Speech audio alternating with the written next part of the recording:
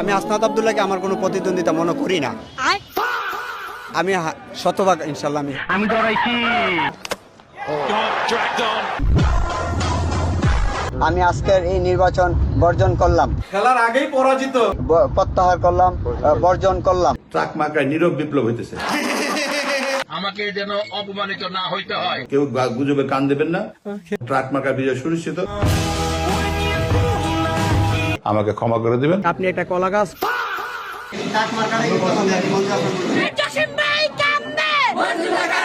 সংসদ সদস্যদের ঘুম হারাম করে দেবেন ইনশাআল্লাহ।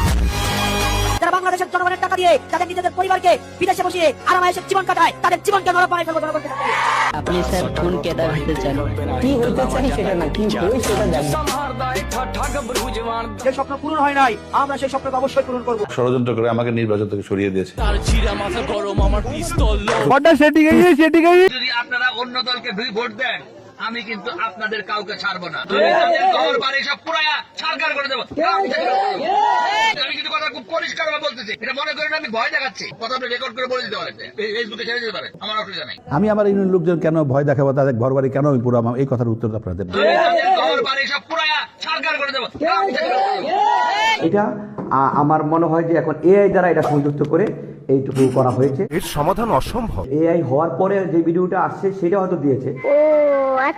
যে আমার যে ভুয়া নিউজটা ছাপা হয়েছে আমাকে বহিষ্কার করে দেয়, এটা কোনো সত্যতা নাই। আমি তো বিএনপির একজন একনিষ্ঠ কর্মী হিসাবে বেঁচে থাকবো।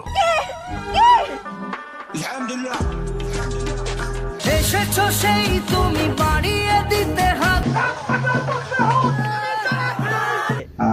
যে প্রার্থীটা এই কথা আটকে যায়, ম্যায় করে। প্রিয় দেবিদ্বারবাসী, কথা বলতে মানে। আসসালামু আলাইকুম, আমি জসিমউদ্দিন বলছি। দেবিদ্বার থেকে কে হবে নির্বাচিত সংসদ সদস্য?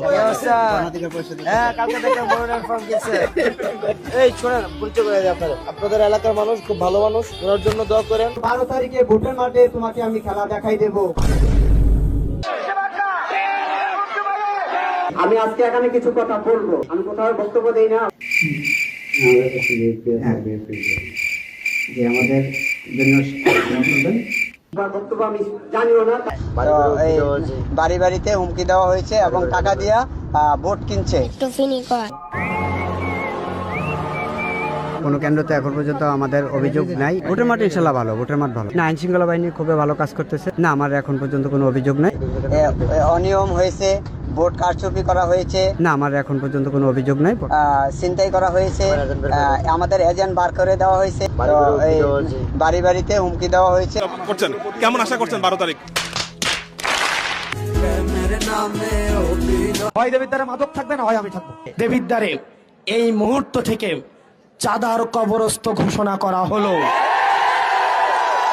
মাদকের সাথে যারা জড়িত, টেন্ডারবাজির সাথে যারা জড়িত, টিকাটার সাথে যারা জড়িত, আপনাদেরকে ছাড় দেওয়া হবে না।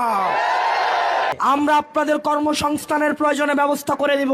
যদি কেউ চাঁদার জন্য আসে তাকে বেঁধে রেখে আপনারা পুলিশকে খবর দিবেন।